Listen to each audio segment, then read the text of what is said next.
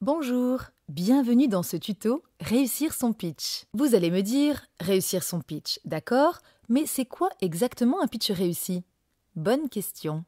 Ce qu'on attend d'un pitch, qu'il présente l'essentiel d'un projet, d'une idée, d'une activité et donne envie d'en savoir plus, qu'il soit rapide, moins de 2 minutes, qu'il soit efficace, c'est-à-dire qu'il soit adapté à une cible précise, qu'il soit convaincant, c'est-à-dire porté par un pitcher enthousiaste et engagé.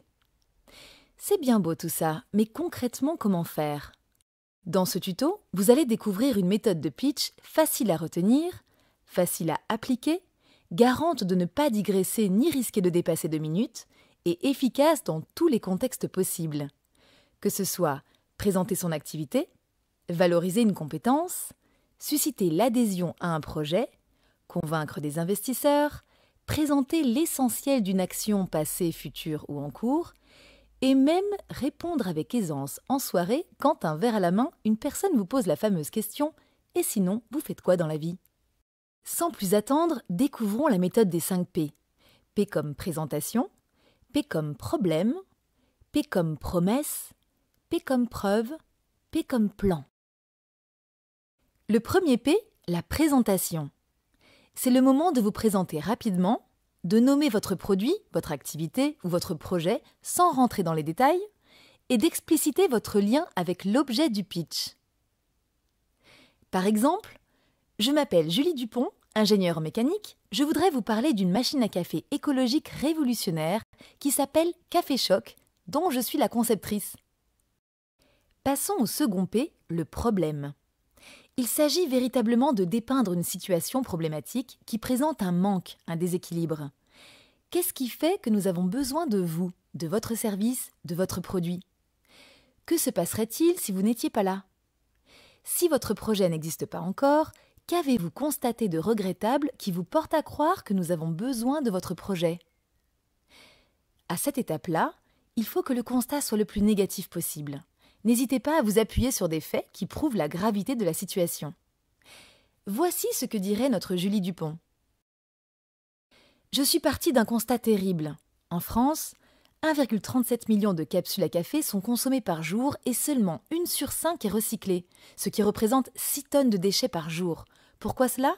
En partie parce que les points de récolte ne sont pas toujours accessibles, mais aussi parce que ce type de recyclage-là a du mal à rentrer dans nos habitudes. C'est sur ce constat négatif d'un problème avéré qu'arrive le troisième P, la promesse. Vous l'aurez compris, plus le constat de l'étape problème sera sombre, plus la promesse sera lumineuse. Là, c'est le moment de décrire l'objet de votre pitch, le service, l'idée, le produit, la compétence que vous souhaitez mettre en avant dans ses plus beaux atours. En quoi ce que vous proposez est utile, pertinent, extraordinaire? Quels en sont les composants waouh? Les conséquences positives pressenties. Voici quelle pourrait être la promesse de Julie Dupont. C'est pourquoi j'ai mis au point Café Choc, la première machine à café intelligente qui se met automatiquement en relation avec un point de collecte agréé quand le réservoir à capsules est plein. Ainsi, vous n'avez aucun effort de tri à faire. Un collecteur se présente chez vous directement et remporte les capsules usagées. Pas de coup de fil, ni de mail envoyé. Un clic sur la machine suffit pour confirmer le passage du collecteur. Cerise sur le gâteau, vous pouvez également passer commande de nouvelles capsules par la même occasion. Juste avant de passer au quatrième P, le P de preuve. Le problème et la promesse sont 2 étapes qui suscitent beaucoup d'émotions. Le problème est inquiétant, la promesse fait rêver. Il est important maintenant de mettre les émotions de côté pour laisser la place au rationnel, au concret. L'étape de la preuve est donc le moment d'expliquer factuellement comment se déroule le projet, comment fonctionne le produit ou le service. Après avoir expliqué le quoi et le pourquoi dans les étapes précédentes, la preuve est l'étape du comment. Il s'agit du comment ça marche, mais également qu'est-ce qui garantit le succès. Tout ce qui est vérifiable est bienvenu. Exemple de réussite avérée? Statistiques ou études qui prouvent le bien fondé de votre idée? Ce que les consommateurs en ont dit? C'est le moment de prouver que l'objet du pitch est pertinent. À cette étape-là, Julie Dupont dirait sans doute: concrètement, cette machine intelligente est équipée d'un grand écran tactile relié par le Wi-Fi au point de collecte et de vente de capsules les plus proches. Lors de la première mise en service, on configure les paramètres. Le réservoir a la capacité de réceptionner 100 capsules usagées, mais on peut programmer le ramassage toutes les 50 capsules, au choix. Quand la limite paramétrée est atteinte, un message s'affiche et propose plusieurs créneaux disponibles pour le ramassage. Il suffit de cliquer sur le créneau qui convient et le rendez-vous est automatiquement confirmé. À ce stade, il est également possible de passer une nouvelle commande.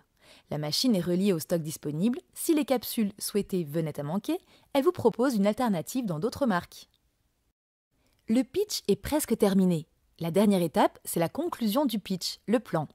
Pour terminer en beauté ce pitch, c'est le moment de s'inscrire avec votre interlocuteur dans une temporalité. Vous et moi, qu'allons-nous faire maintenant ? Ce que j'attends de vous, ce que je vous propose de faire. Julie Dupont, à ce stade final, pourrait proposer à son interlocuteur de venir au prochain salon d'exposition pour admirer le prototype de sa machine à café intelligente. L'étape plan, c'est une façon élégante de terminer le pitch pour laisser la parole à l'autre. Vous n'avez pas tout dit ? Bravo, c'est le but. Ne surtout pas tout dire. Le pitch, c'est un peu comme une bande-annonce de film qui donne envie d'aller voir le film. Lorsque le pitch est réussi, l'interlocuteur a envie d'en savoir plus et va poser les questions sur les éléments qui l'intéressent. Regardons maintenant 2 exemples de pitch et décryptons-les au travers des 5 P.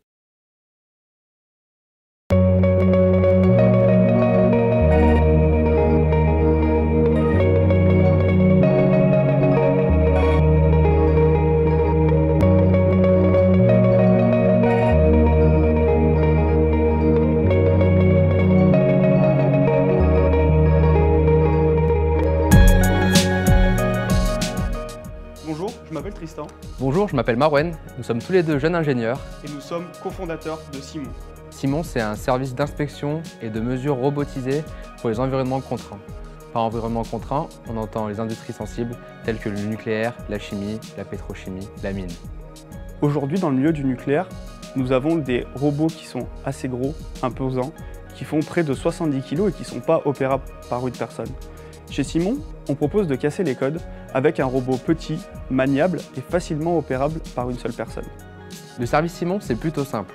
En amont d'une intervention, les exploitants, les prestataires nous contactent, font une expression d'un besoin. Avec ce besoin, on développe un robot adapté à cette prise de mesure d'inspection. On va aller chercher les données grâce à ce robot qu'on va ensuite traiter et analyser.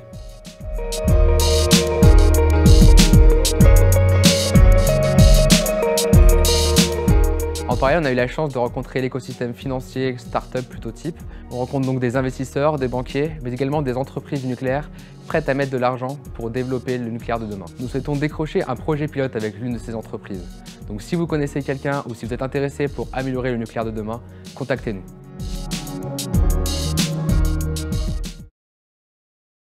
Décryptons un 2e pitch avec la méthode des 5 P.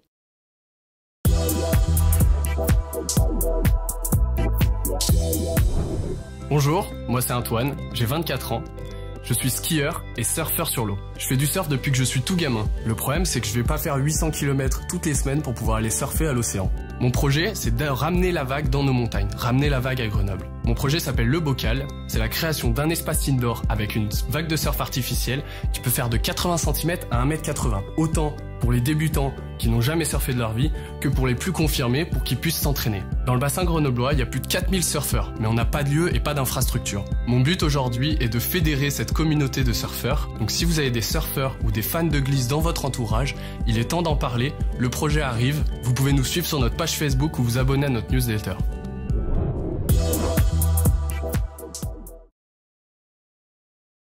Il y aurait encore beaucoup à dire pour qu'un pitch soit réussi.